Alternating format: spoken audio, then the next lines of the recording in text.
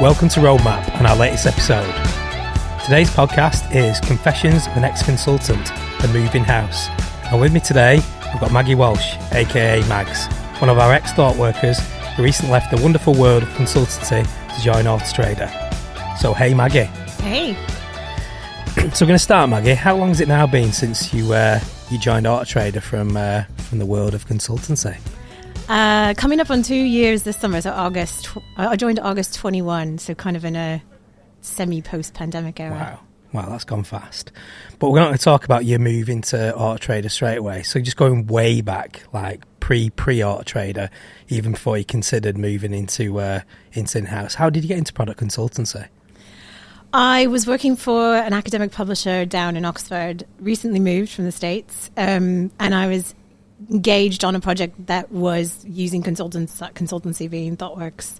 I'd been with my publisher for 9 years, and they were just a breath of fresh air. Like, they just were doing things differently and really collaboratively and creative. And, you know, I was mystified by all the Post-its on the wall and all those things that come with that. And so, yeah, I decided to jump ship. Wow. As to say, and just completely dived headfirst into consultancy, having never consulted before. Wow. And that was in the UK, was it? It was in the UK. I did a little bit of ping pong. I actually joined consultancy in New York City, did that for a year, and then came back over and started my life here in Manchester. Wow. And whereabouts, just before we move on, whereabouts in the States are you from? I am from the Sunshine State, Florida. Wow. Yeah. So how are you finding the weather in Manchester compared to Florida? Most common question that I get asked, I swear, honestly. Yeah, it's different. Yeah, it makes you appreciate the sunny days. Yeah, I bet. So going back into consultancy world, I bet you got many a tale about trials and tribulations of life as a consultant, especially when you're going in and picking up somebody else's piece of work. So I'm really interested in that. Like how when you go in onto a mid-flight product, pick somebody else's piece of work up, how do you do that in like a, should we say, kindly? Yeah, as a consultant, you tend to either come in at the beginning of something big or maybe when something isn't going so well. I think the biggest thing is to really listen to people's stories, because the people that you're engaging with at that organization have lived through what you're currently encountering. So I think you can really be their friend and kind of hear all the different sides of the story, and then you really start to peel away what you can add to that project or that product. So it's really about making the relationships with the people around you first, and then starting to get opinionated. I think there's a phrase, you'll hear this everywhere, which is strong opinions loosely held. And so you've got to take the time in the beginning to form your opinions, but really be comfortable sharing those with the client. Was that something that you got taught, or is that something like trial and error? You found that was the way to approach it? Not necessarily taught, but I think it was part of my style anyway. When I was in-house for the 9 years, I really understood that to get anything done in product, you really were as strong as the relationships you had around you with customer service, the sales team. But there is an emphasis when you go into consulting around consulting skills, and so there is support for you there. But generally, you look at other consultants and model their behavior when you can see people really making an impact. Yeah. And without like going into breaking any confidences, have you had any absolute shockers when you've been in the consultancy world where things have just not gone to plan when you're trying to take something over? Well, usually when you go in, the client generally has a sense of what they think the answer to their question is. And so there's times where we are even breaking down that they're asking the wrong question. And that can be pretty like earth-shaking to them. So I have had some shockers. Had a client here in Manchester, small business, but getting bigger. And they just thought the answer to, all of their dreams was going to be a fancy technology, your blockchains, your generative AI. And we came in and realized that there was things that just needed to be, the plumbing wasn't working and the roof had holes in it. So, and it wasn't what they wanted to hear. It really wasn't what they wanted to hear. And sometimes it meant you didn't continue on with them because you wouldn't just go ahead and implement what they told you to, at least at the consultancy I worked at. And so it can lead to some difficult conversations. And usually you still have an ally on the inside who has the same opinion as you. And if you can get their voice heard and be sort of an amplification of that, then you can work through those tough spots. Yeah. But it doesn't always work out. Oh, okay. So then thinking about then the different mindsets of picking up a product mid-cycle or picking up something absolutely brand new, have you got a preference of what kind of assignment you get? I love the excitement of a new project. Wow. But I wouldn't say I have a preference. It's like choosing between your children if I had children. But I do love the excitement of something new. But there's a lot of ambiguity at that stage. So you have to be comfortable with it being really ambiguous and really not knowing what the path forward looks like until you kind of have... There is joy in the mid-cycle and the kind of continuous improvement. You're usually with quite a well-formed team. Yeah. You're solving problems. You're getting feedback. So I think there's bright spots on both sides. But it is hard to kind of capture the joy of just getting a bunch of people in the room and solving a big problem. Yeah. And that camaraderie. So maybe after I said I don't have a preference, and maybe have a little bit of a preference towards the discovery and new stuff. See, I really struggle with that. I personally, I really like the going in mid-cycle. But I think I've realised when you were talking there is I don't like the ambiguity. I like knowing what I'm dealing with straight away. And maybe that's like different mindset, different skills. So do you see like there is a different mindset that you have to apply if you're picking up something new versus picking up something mid-cycle and iterate or even sunsetting? Is it different skills you use? I think probably all product managers have different levels of the same skills, and they may sort of excel at the discovery bit they're comfortable with the ambiguity. I do think during mid-cycle, you're kind of cooking on gas, you're listening, and you really are kind of tapping into the relationships outside your product team. So I think you have to be really great at relationships, really great kind of getting kind of your stakeholders aligned to your vision. Whereas in the discovery stage, you really have to be creative, and you're into kind of complex, wicked problem solving. So you're turning on almost just a different part of your brain in that. I think there's different kind of things you lean into, and some people might have a preference for that as product managers, or they may excel at one thing rather than the other. And then you have your kind of generalists. Yeah. And thinking about going back into that, the relationships.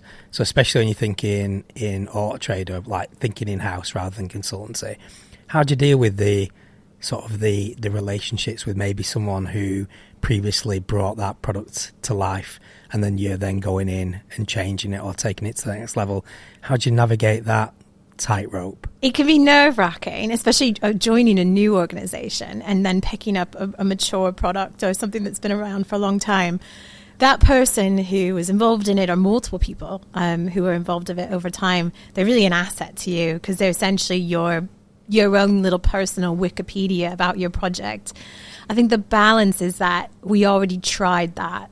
And I'm speaking just generally across my entire career, is that, we already tried that, but generally these things come back in cycles. Yeah. And so I think there's a great sort of pool of ideas in we already tried that maybe it wasn't the right time, or maybe we didn't have the right kind of circumstances, or team, or the market was in a different position. So I think you have to you really need to make sure that person is there for you to kind of provide knowledge and build that relationship so that they know that you've got it, you've got it in hand, and that just takes time. And I think that's where the listening comes in. You don't come out the gate and say, "Oh God, why did you do that?"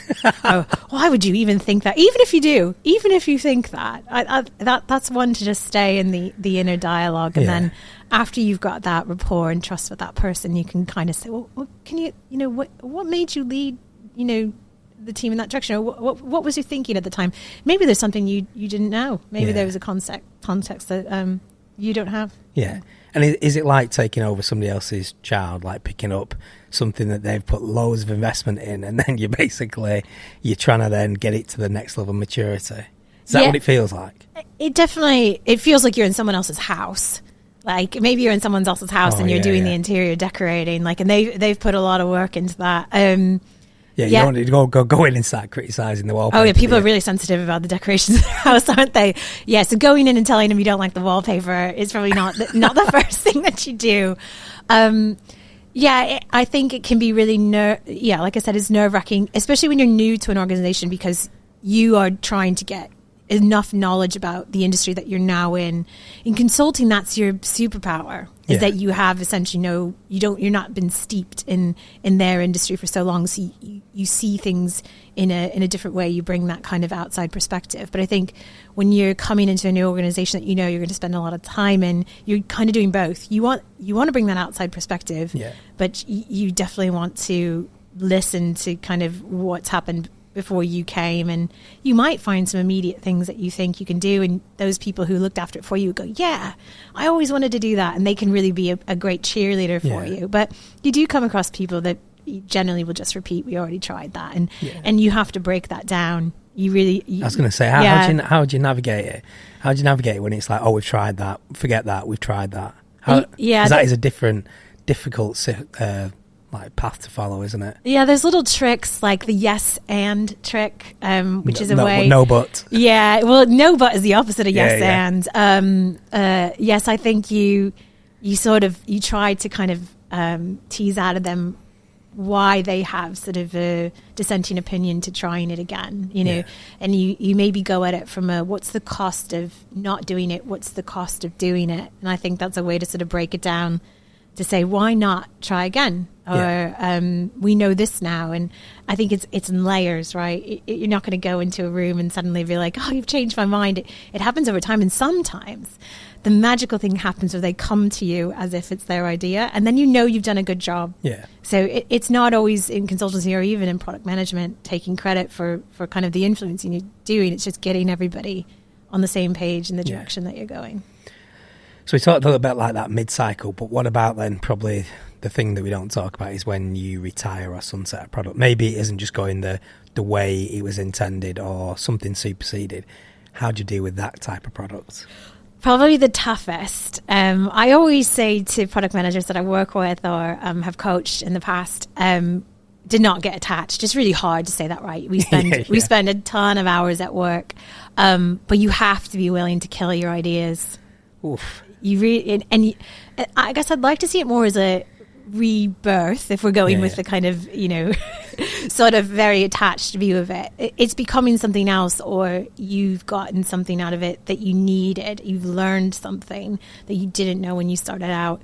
It hurts, but I think it's such a gift to you to actually make those hard decisions, because I've seen the opposite, where you hang on to something and it shouldn't be there, and it really becomes just, it drags kind of your product down, or it doesn't give your users the experience that it should have, because somebody's not afraid to just make that super hard decision. So because it's not just I was thinking like experience I've had, it's not just the product manager that's been leading it. It might be the tech lead, the whole dev team behind it. They put hours and hours and hours in, and then all of a sudden it's gone. So how do you deal with like the wider, not just your own emotion and the emotions of, say, the product manager, but actually the whole team that you are going to sunset and retire all their hard work? There's something we do here that I've found really helpful for this problem, which is, you have to go back in time, basically at the beginning of the generation of your product. We set out principles and things we want to learn.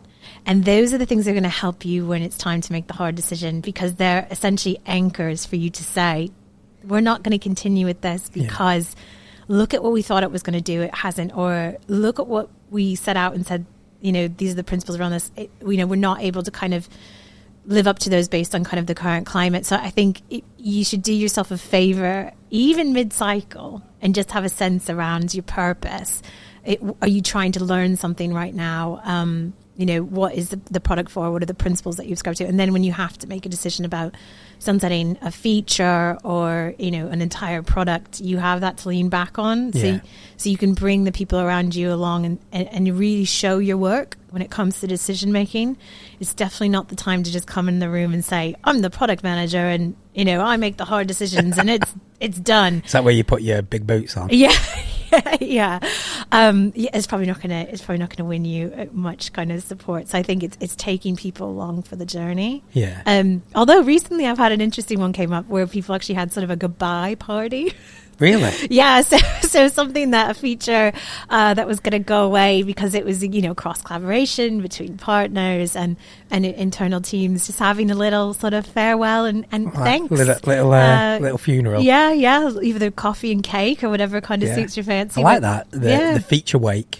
Yes, the feature wake. Yeah. Oh, we've just created that here. Yeah, Excellent. But you talked about also like the potential, the rebirth where you're retiring or sunsetting for then opening the gate for something to, like a phoenix born from the ashes. So again, like, how do you approach where you know that maybe now is not the right time, but something new will be out of the negativity or the negative feelings of retiring something new will come in the future? Yeah, so if you're going to retire something and not do something immediately, I use this phrase in my team called the icebox. So it's where we put ideas that aren't ready to go anywhere, or maybe they've been put into the icebox, which rather than saying they've been binned or so is it cryogenically? That's the one. Yeah, frozen like Tom Cruise in Vanilla Sky. Yeah, pretty much. That's where all my features are. And I think you leave them there and make sure that you return to that every so often, because if you find yourself stuck, there's usually you've had an idea in the past that maybe get you out of where you are now. It's hard when you sort of have to say goodbye to something, but you know that maybe it's not forever, or you know it's served its purpose. I would say if you aren't putting things in the icebox or you aren't having your feature wakes, it's probably a sign that something's going on that's not quite right. Yeah. I think if you aren't saying goodbye to things and really holding on to things, like that should be a really common part of your kind of cycle in product management. It's not daily or weekly or even monthly, but you should be looking back on the things that you said you weren't going to do. Right, so it's a bit like me stuck in the 90s in my wardrobe. You need to keep keep refreshing now and again. I just think that's sustainable, Pete, now. So going back into your experience in Auto Trader, so you came in 2 years ago, picked up a whole domain area, private selling, where you've got products in inception, things that are super mature and revenue generating, and other things that needed like TLC. So how have you found it thinking now in-house? How have you found that experience, especially because you maybe sat next to a colleague who's spent like maybe their whole career working in that particular area, and then with your big boots stamping all over it? Quite a few people have been through my product area, so I've got a lot of personal Wikipedias around what's been done. It's a very friendly area. I would say it's been an asset to me joining Auto Trader and looking after a product that's been around for quite a long time, because it's a really great way to get to know the organization. Because it wasn't in that room, in the discovery period with a lot of ideas. Everybody had involvement in it. It's got well-established customer service team, people who've worked on in the past, previous tech leads. So it was a really great way for me to get to know how the organization works and get to know the people around it. People are invested in it in a way, even though it's kind of running over like nice and smoothly. Not part of kind of our sort of main core business, but it's been good, and I had to practice the listening on that, because I was coming into a product that was revenue generating, commercial product, and just listen to what was going on around me, find out kind of what the team had been up to last. We had a kind of new journey that we had in the icebox, I would say, that we really wanted to get going. And so there was something there for me that rather than having to come in with the big ideas, I could just kind of get situated, get settled by bringing something that was a good idea, that just hadn't been prioritized yet. So it's been quite a smooth entry, I think. And I'm really thankful for taking on something that was... I was going to ask, is that like, I haven't thought about this, but like bringing... because obviously we get new people into the organisation. Is that the sort of the perfect path in? Something established, not quite maintenance mode, something where there is change, where you can get a fresh perspective? I think so. I would say so. My answer today is yes. This is an industry that is dual-sided, so there's a lot to get to know. As a consultant, I'm usually was thrown into things and just expected to kind of get the context as fast as possible. So I did have to remind myself, like after, 4 to 6 weeks, that I wasn't expected to like produce some sort of giant product strategy. So I think it was ideal to get to know the business not only establishing the relationships, but getting to know Auto Trader in a depth that you're never able to as a consultant, because you're usually maximum spending maybe 12 months in an industry before moving on to another one, and usually much less time than that. So I think taking on sort of something mature mid-cycle is a really generous way for the people who plan your onboarding, to allow you to join that organization. And was there a point, like I think you alluded to it, where you were like, not itchy feet, but going, do I need to demonstrate my value here? Yeah. Where you were like consciously trying to go, I really need to listen. It took me months to realize I wasn't still a consultant. Like, even though I knew I had left consultancy, like I had onboarded onto so many projects. Like, your mind's sort of like, okay, it's pretty soon you'll be rolling off and going on to a new project. And I was like, oh wait, no, I've actually left consultancy. This is my home now, which is one of the reasons I left consultancy. Yeah. I wanted to spend more time with a product and an industry and a domain and really get to know it. But yeah, I had to suppress a bit of that, but also let it shine through, because it's still a secret weapon, having that outside perspective. And I feel like I got to do some fun things with people who had been with the product for quite a long time, like a little bit back to basics, but I was doing sort of canvases and there's sort of more consulty type workshop things with people who'd been around the product for a long time. So I feel like I was able to bring that, as they helped me on board by doing those activities, but it allowed them to sort of take a step back and say, what is really going on with this?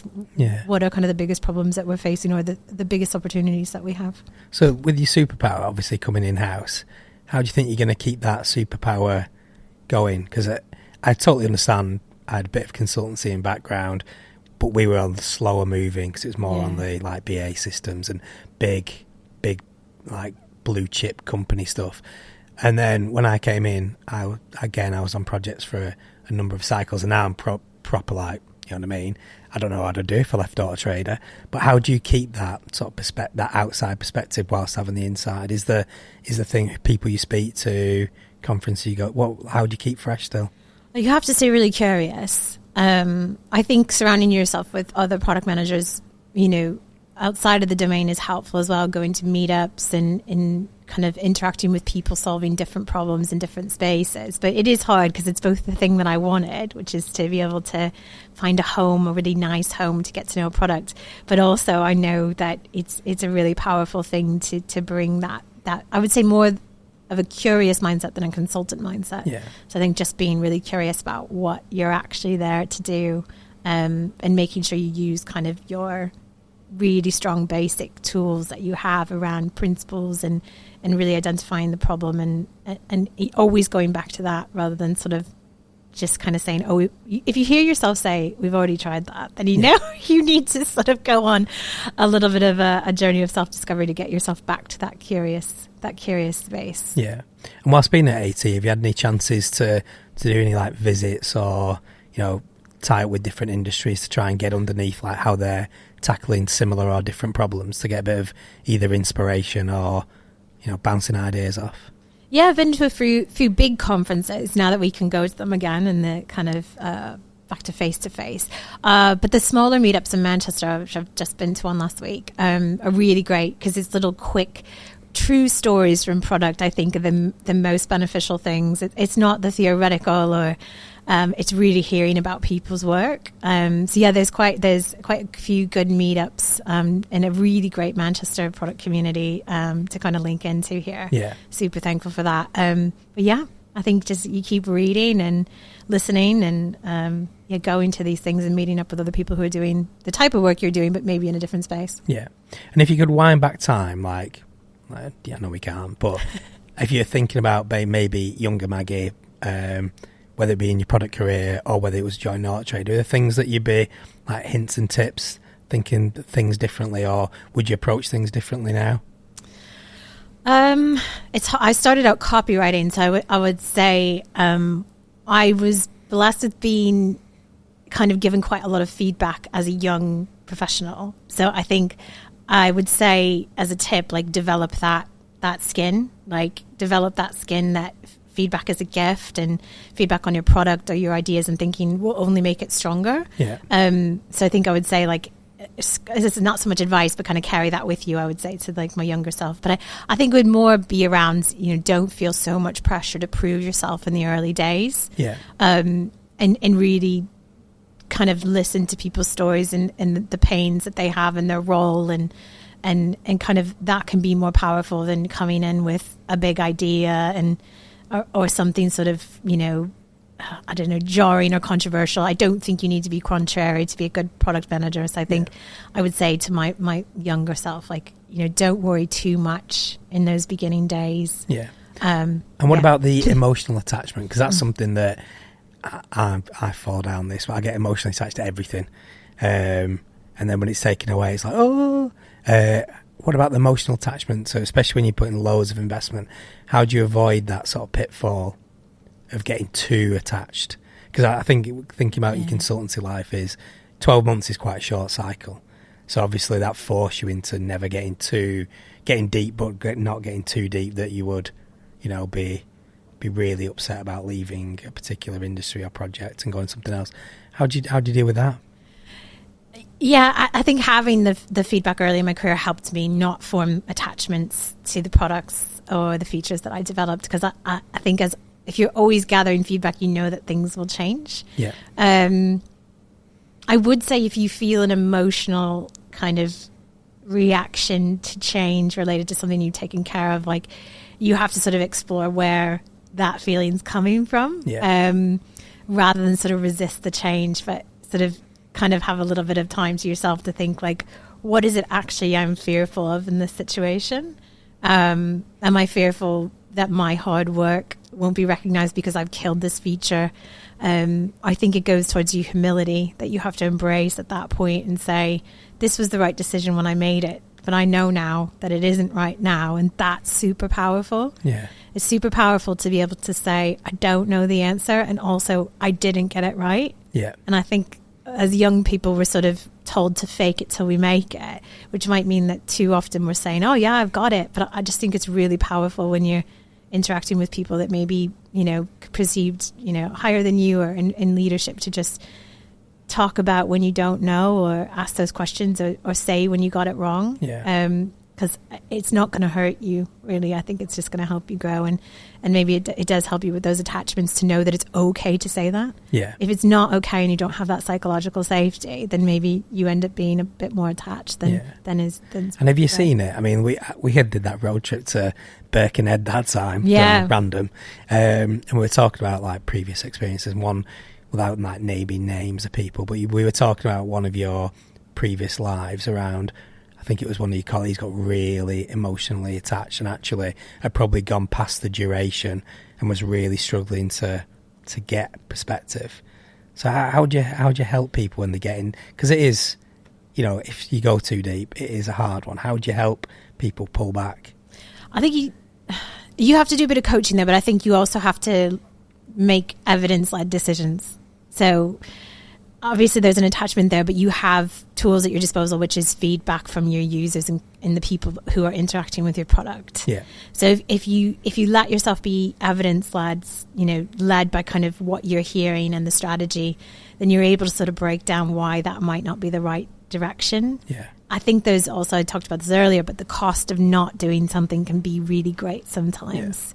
Yeah. But I've definitely I've had people attached to names of products that just didn't make sense from a user's perspective. And that's not just in the product world, that's, the people who are selling that product. And it's an influencing exercise that you have to bring them along. But yeah, I would say don't go and say, this is happening because I said so. I think you sort of talk to them about why it's a good decision, and also leave the door open to return back. Yeah. Every change is to a certain extent is reversible. Yeah. So, saying goodbye to something maybe doesn't mean you're saying goodbye to it forever. So I think maybe that sort of kind of guiding them through that there's not a finality to it that maybe they're quite fearful of. So I'm thinking, again, going back to your consultant's life, it was 12 months and then you rolled on. Do you think there is like a time, like a shelf life on a particular domain or area, or is that just things that people make up? Because I don't know whether it's for tax reasons that it's 12 months with consultancy, but it seems to the frequency is really high, whereas obviously moving in-house, like it's a lot slower in terms of moving around. Do you think there's a perfect time? Speaking from the product perspective, I think it's in the interest of the consultancies to cycle you through because you get more experience in different industries. Right. But I think there's also nature of product work in consultancy where you're usually going in to kind of inject a life into something or coach a product team. And so your purpose is essentially to make yourself obsolete. Right. And so you've been successful when you've done that. Right. It's very rare that you have consultant product managers going in as proxy sort of product owners. So I think for product managers, it's quite a good cycle length. I don't feel the same about being in-house because that's why you come here. You come here to develop that depth of knowledge about the domain and industry. And so you do need to kind of keep your craft sharp through the things we talked about, like going to meetups and read and continuing to read and kind of understand what's going on. But I wouldn't say that there's, a shelf life. I was in academic publishing for 9 years. I learned a lot of things over those 9 years, and that industry changed. That's the thing. You may not change your role, but your industry will change. Yeah. So you change with it in that sense. So it's not like you're becoming stale or stagnant. Yeah. And again, flipping back into Auto Trader in the last 2 years, it doesn't feel like, even though you've been on the private selling domain, like consumers selling their vehicles, it feels like even in the 2 years being on that, there's been a lot of change. I definitely around kind of the industry, like the kind of factors around people getting rid of their current car have kind of changed. So we've had to roll with that and think about, what's most important for people who do. And we've got cost of living crisis. People, really care about getting the most. So I think, it's been a mature product. We've had to adapt to some very sort of recent and timely kind of factors in the market as well as with competitors. Yeah. And I think you're never going to be able to just kind of really just sit in the chair and kind of turn the wheel. No, but it's interesting because I always thought, that we re-platformed Polar, as we call it. We re-platformed Polar and then re-platformed it again. So I just found it when you came in, I was like, Maggie's gone into private selling. Like, it's pretty stable. But it was when I then started working with you, realised that how even in a really mature domain space, things are always changing and evolving, and how even in that 2 years, you'd probably say the career or the job you joined as is probably very different now, 24 months on, than it was the day you started. Yeah, definitely. I think more and more I'm looking after a big task that our users, consumers need to do, which is get rid of that asset. And so that can be done by one of our products, which is the private selling product, but looking at other ways that people do that and making sure it's as smooth as possible. So I think more and more my role has become less of kind of owning individual products that are very sort of attached to kind of a name and more owning a problem space for our consumers. And that is my preference, because I think problems and things that your consumers need to do are long lasting. The way in which you help those consumers solve that problem change over time. And so this helps with your attachment question. You can attach yourself to the problem that you need to solve, but not the actual things and interventions that you're doing to solve it. And that helps you kind of bring you back and opens up the space for you to introduce new things. Yeah. And rolling forward now, thinking over the next 12, 24 months, whatever it might be, what's on the horizon, Auto Trader-wise, that you're really excited about, whether it be new people joining the business, new features, new products that maybe we haven't even thought about yet? What's keeping you sort of super fresh? Without giving too much away, we're kind of cooking up some what we call trials or pilots, which is super exciting to really take the mindset to do something small, to learn something. So I'm really excited about something that we have coming over the summer, where we're going to be experimenting with ways that we can kind of facilitate the kind of selling of a consumer's vehicle. And so, I'm quite excited about kind of the cycle that we've gotten into, where we're building things small to create maximum impact and then kind of moving on from there. So both in the way that the team is working and the things that we're producing, I think is really exciting over the next 12 months. And really we're going to, after that, dive into kind of really deeper into kind of the way that part exchanges flow through our ecosystem, because it's a problem that sits in my area, but it affects both people who are trying to trade in their vehicle and also the retailer that's taking in that car. So I'm really excited about the sort of earlier stage, more kind of discovery, ambiguous space. Like, what could we do? All options are open to us. Like, let's really explore how we kind of pick away at that problem. So I feel like the team and the team of product managers I work with in the tech team are just really in a good mind space, that like they're kind of chipping away at things and really thinking about it iteratively. Did you get a chance to do, again, it's probably my experience of consultancy, you didn't get a chance to really try things out and fail fast because everything was very, very controlled. Was that something you had an opportunity to do in consultancy world, or is this pretty new to you being able to just try things? I did and I didn't. Like, strangely, I was able to do this at NHS, which you would think, like, out of all of the ones, that would be the one that moved quite slowly. We were on a team that was we had great stakeholders that were really open to letting us solve problems in different ways. And I got to do that a bit. Sometimes, like what I talked about, when they've got the solution in their minds, it's much harder to do that because they're like, well, it gets more waterfall, doesn't it? And really our job was to try to find a thin slice across a very large thing that they wanted to do. So I have been able to do it, and generally it was my job in consultancy to try to push that mindset. So it's really nice to be here and be able to kind of, walk the walk with the team here at Auto Trader.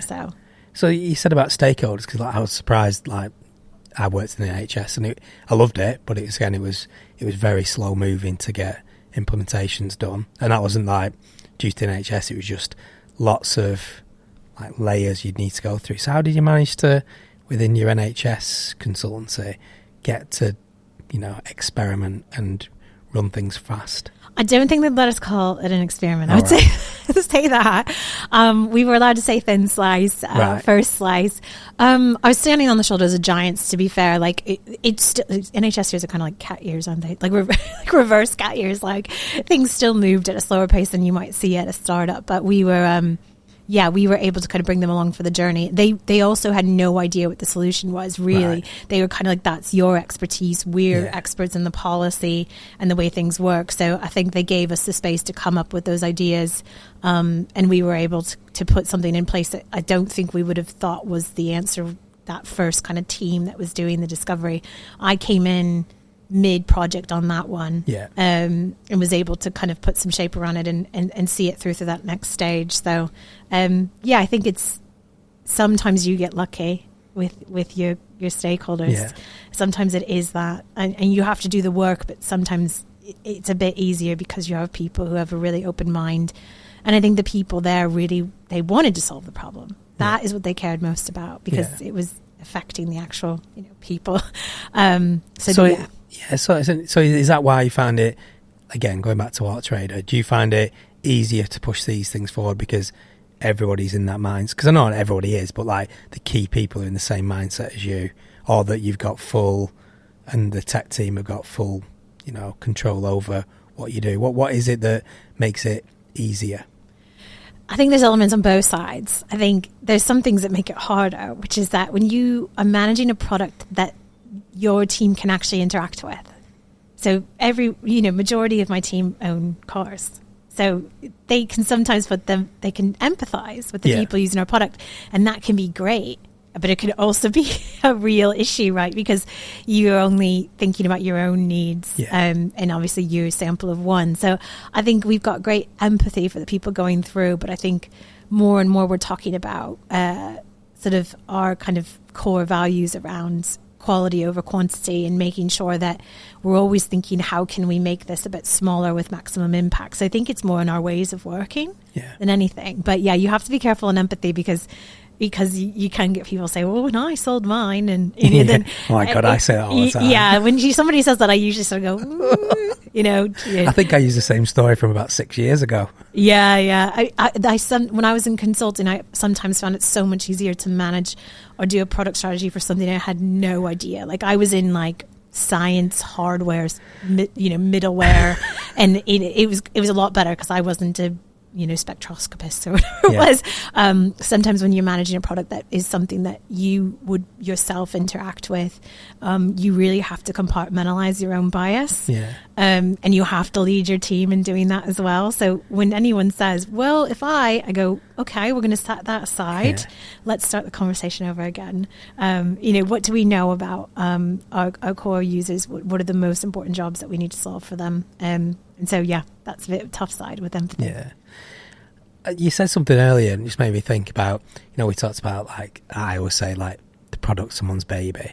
So even though you managed to, like, not get emotionally connected to stuff, is there things where you look back at your career and there's products that have now out in the industry or come to life and you see them?